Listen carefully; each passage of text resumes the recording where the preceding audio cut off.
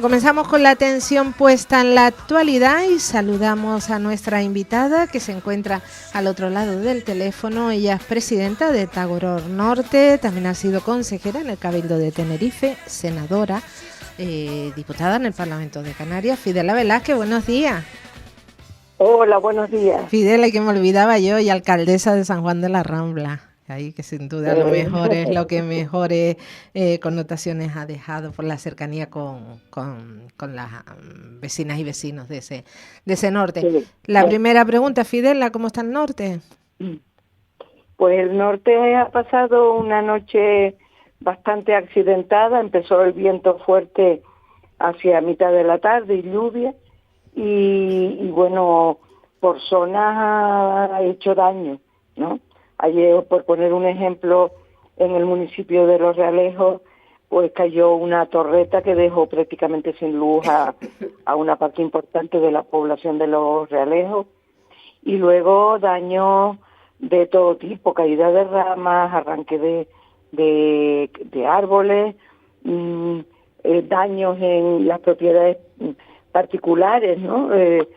Con las planchas o estos elementos que en muchas ocasiones suplen al hormigón, pues esos que son inestables, pues han sufrido por las ráfagas de viento muchísimos daños, que bueno, que ahora tendrán que evaluar los propios vecinos y poder hacerle frente a la reposición, pero daño en general y bastante miedo porque digamos la sensación de temporal asusta mucho, ¿no? Sobre todo después de la Dana de Valencia, pues nos sentimos un poco más vulnerables todos. Y aquí un llamamiento a los grupos de gobierno para que sigan escrupulosamente las recomendaciones que emanan del Gobierno de Canarias, de emergencia del Gobierno de Canarias, porque en algunos casos pues no se toman un poco a la ligera, por decirlo de alguna manera. Así es. Y no estamos hablando de tonterías, sino de cuestiones que pueden afectar a la vida de las personas. Fidela, la caída de las ramas, los árboles, esa torreta de la luz, ¿serviría también para que empezaran a revisar cómo están todas las infraestructuras en la isla?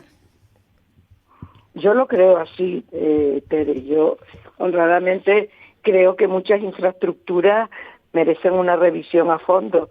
Estas cosas solo se notan cuando dice que uno se acuerda de Santa Bárbara cuando truena, o como cuando tronea, como dice la gente de mi pueblo. Y es verdad, o sea, uno se acuerda cuando pasan estas cosas.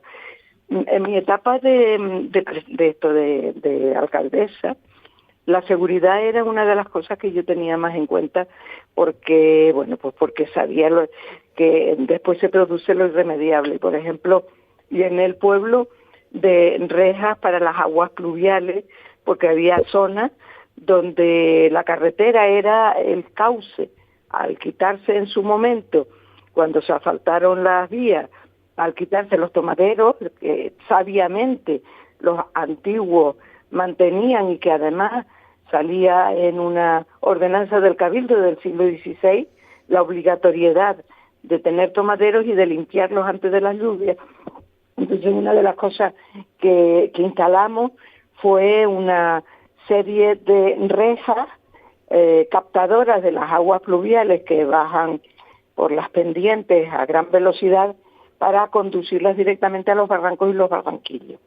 Eso evitó que mucha gente tuviera que poner barreras para evitar que le entraran a sus casas. En algunos casos causaron daños importantes esas aguas, como llevarse por delante una plaza pública o entrar por la trasera de una casa y salir por delante una tromba de agua. Entonces, esas cosas afortunadamente ya no pasan. Y luego, con respecto a las infraestructuras, digamos, aéreas, hay dos cuestiones.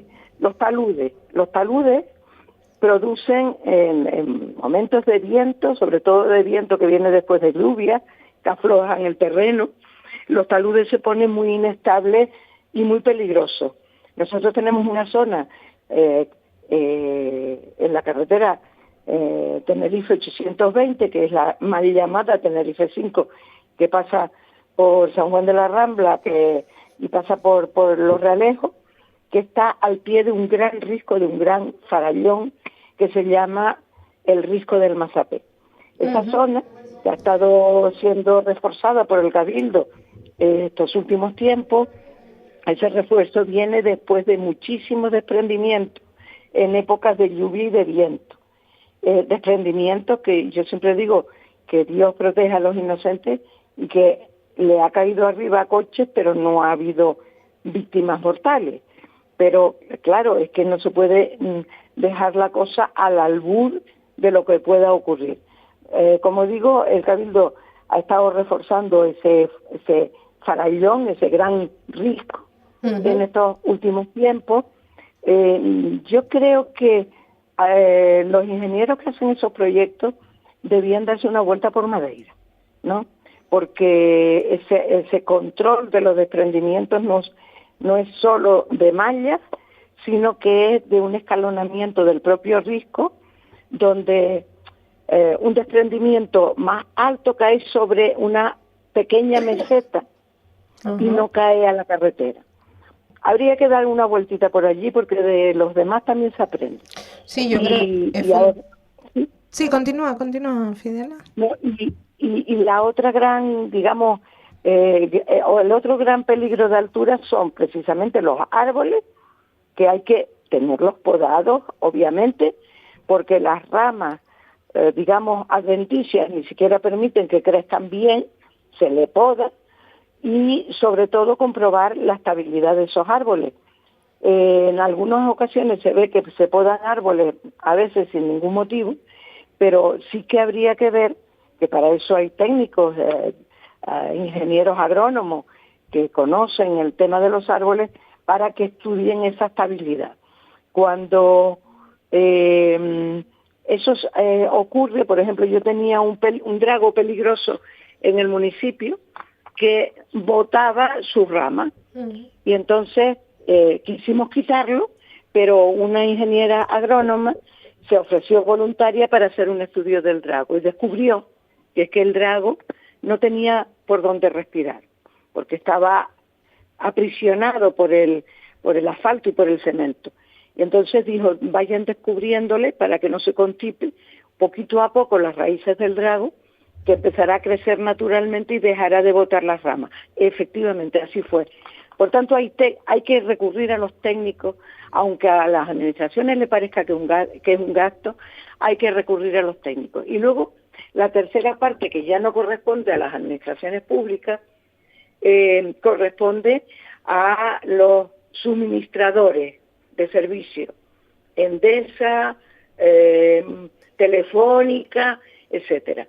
Las torretas y algunos postes están en franco estado de precariedad. O sea, uno pasa por algunos postes que se pusieron en su momento a veces hasta en terreno particular, y uno se lleva las manos a la cabeza y dice, ¿cómo estos se sostienen alto? Y entonces esas torretas hay que revisarlas periódicamente. Revisarlas y sustituirlas, claro. Y los postes igual, porque los postes, aunque son más pequeños, caen encima de vehículos o incluso de casas o lo que sea. Y pueden ocasionar, como hemos visto la pasada noche, esos conatos de incendio en Santa Úrsula por las chispas al caer. Claro, y muchas veces esos postes los fijan al exterior de la fachada las propias compañías suministradoras. Fachadas que, sobre todo en los cascos antiguos de las poblaciones, son fachadas de piedra y barro. O sea, que resisten poco la tracción. Y entonces, ¿qué hace? Cuando hay un viento como en la noche, el viento tira del poste y el poste a su vez tira de la pared. Y entonces no solo se cae el poste, sino causa daño en las fachadas de las casas que normalmente ellos tienen como una especie de patente de corso y la fijan a la fachada de las paredes, esos postes aéreos. Por tanto, son muchas cosas a considerar que hay que ir reparando, porque, claro, en muchas ocasiones, repito, no nos acordamos de estas cosas, sino cuando ocurren pues episodios de tormenta que cada vez son más numerosos, ¿no? El cambio climático nos está avisando de que cada vez vamos a tener más ganas, más tormentas y a lo mejor menos afortunadas que en el pasado, que antes pues llovía y la lluvia al fin y al cabo es un beneficio, pero estas tormentas donde se mezcla lluvia primero, después viene viento huracanado y no sé qué, pues hay que empezar a pensar que hay que prevenir mucho más. Prevenir y fijar bien, porque ayer en los diferentes vídeos que se podían ver en las redes sociales o en medios de comunicación, es como para pensárselo, ¿eh? Yo cuando veía esos adornos navideños, que son los que suelen estar en el suelo más bien, porque los que están atados ahí se quedaron, pero en el suelo que fueron desplazados, ahora eso sí, las luces eran buenas porque no se apagaron, o los urinarios, no sé si llegó a ver de ese baño portátil, cómo se iba hacia los coches, que hay que repensarse todo ese mobiliario urbano, en qué condiciones está. Sí, en Los Realejos ocurrió, sí, y bueno, fue espectacular porque se puede ver que en una calle muy pendiente, todo lo que no esté bien asegurado es susceptible de rodar, y de hacer daño, ¿no?, a su paso. En aquel caso, creo recordar que fueron 2 coches afectados, los 2 de la policía, sí. Pero es que había operarios municipales trabajando que pudo haberlos arrollado perfectamente. Entonces, los PEMUs están hechos, los planes de emergencia municipal están hechos en muchos municipios, no en todos. Por ejemplo, San Juan de la Rambla lo tiene, porque yo en un momento determinado, y gobernaba a mis compañeros, me enfadé mucho con ellos porque les decía que este municipio es un municipio de riesgos, y al final me hicieron caso, afortunadamente, y muchas gracias, y lo tenemos hecho. Pero hay 2 cosas que las poblaciones que tienen PEMU no hemos cuidado suficientemente. La primera, hacerle caso a todas las medidas preventivas que dice el PEMU. Si el PEMU dice que un barranco es peligroso, el barranco tiene que estar limpio como causa.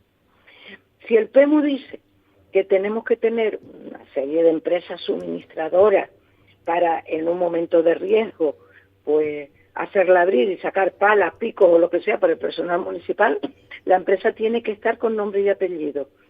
Y la otra cosa, que además ahí cada administración podía gastarse unas perrillas, que no está de más, y es hacer una publicación con todas las medidas preventivas que salen puntualmente el día que toca un episodio de agua, de viento o de lo que sea, pero que lo tengamos como oro en paño en la estantería al lado de la tele para saber que si hace viento y hay una alerta, saber la población qué es lo que tiene que hacer. O si hay, como pasó en La Palma, un problema volcánico, porque no estamos libres de eso. El sismo del otro día en el puerto de la Cruz de 3, y pico en la Cala Reichet es un anuncio de algo. Las miles de micromovimientos subterráneos que se están produciendo, pues tiene que hacernos pensar que podría pasar algo. No es que vaya a pasar, pero tenemos que saber hacia dónde ir. Exacto, esa siempre ha sido algo que he cuestionado. ¿Cómo es posible que viviendo sobre volcanes, una isla volcánica, no se haya hecho un plan de evacuación de la población? Un simulacro de saber por dónde tiene que ir uno y lo que tiene que hacer. Esa publicación es imprescindible. Y yo diría que a nivel global la tendría que hacer el propio gobierno de Canarias, y después con un pequeño anexo cada municipio lo suyo, sus pequeños riesgos o grandes riesgos que tiene cada uno. Pero cosas como, por ejemplo, el riesgo volcánico o lo inherente, que para todos es lo mismo, a los barrancos, sobre todo los barrancos de cumbre, pues eso tendría que ser, digamos, genérico. Da igual que estemos en San Juan de la Rambla, que estemos pues en los hilos. Pero después cada municipio tiene sus pequeñas condicionantes y eso debería ir en un anexo. Yo es una idea que doy, ya que estoy hablando por la radio, a ver si alguien con autoridad y con un poquito de dinero me escucha y hace esa publicación.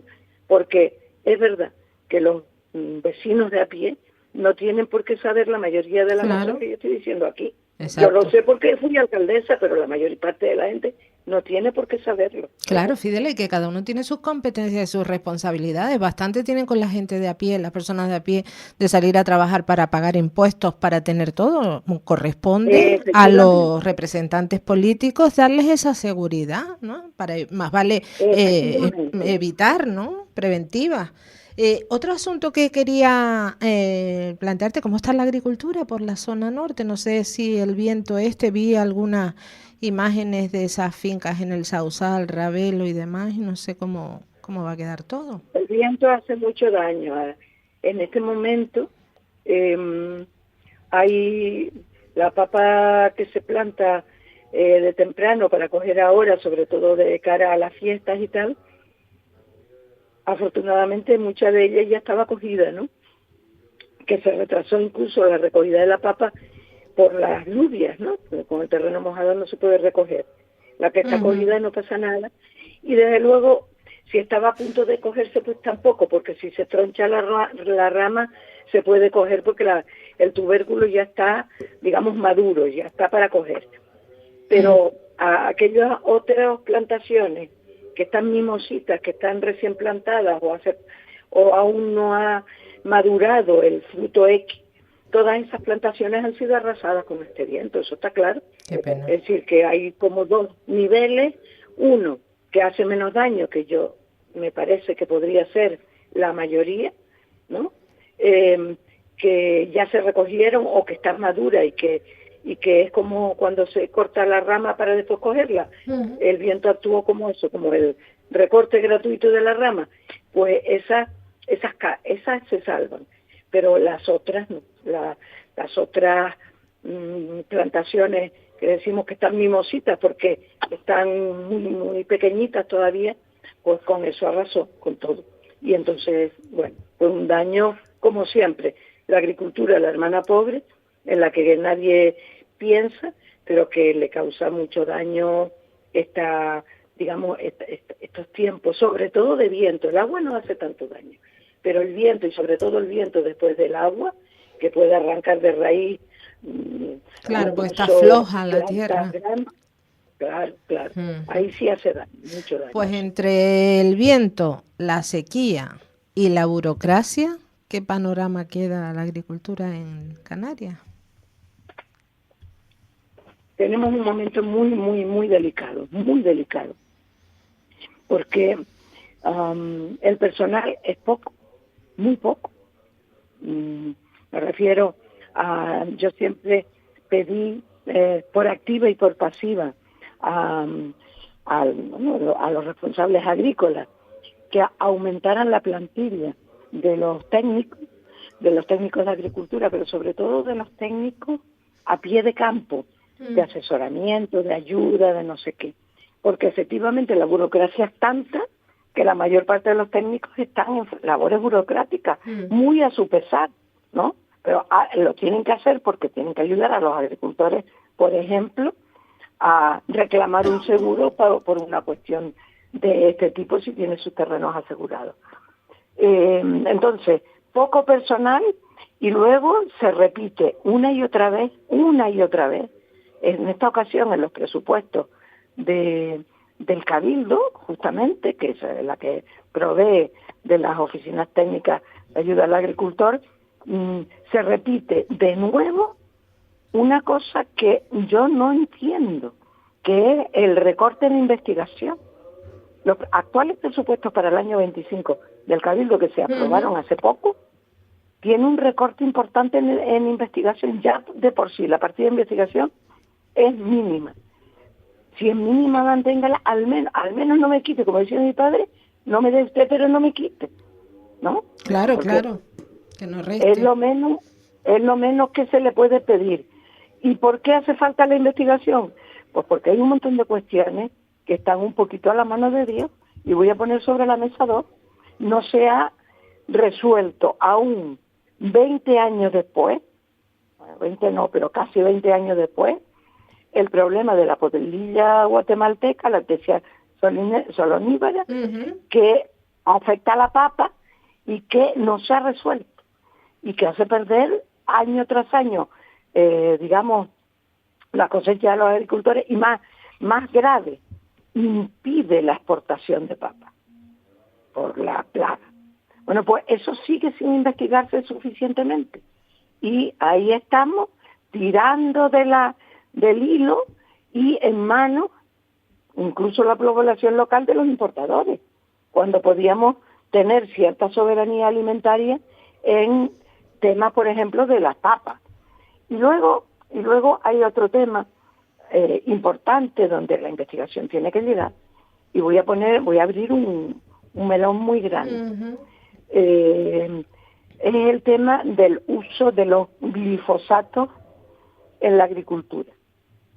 El glifosato es un matahierbas, vamos a llamarlo así, que cuando llegó a Canarias pareció que resolvía muchos problemas.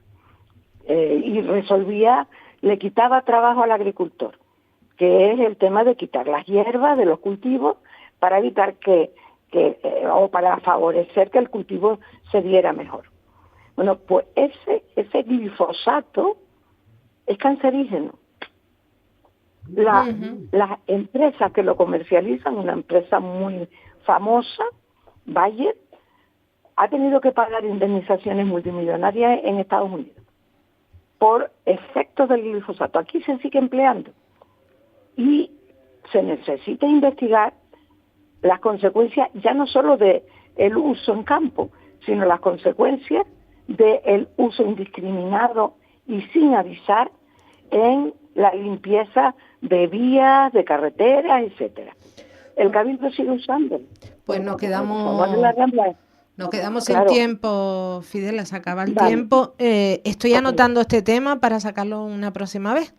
Si se Vale, da. perfecto. Vale. Sí, es muy importante. Sí, lo hablamos. Fidela Velázquez, presidenta de Tagoror Norte, además de otras muchísimas responsabilidades en la política. Como siempre, mil gracias por estar con nosotros. Gracias a ustedes por contar conmigo. Buen día a todos. Un abrazo, Fidela. La mañana de la 10 con Tere Coello. Capital Radio.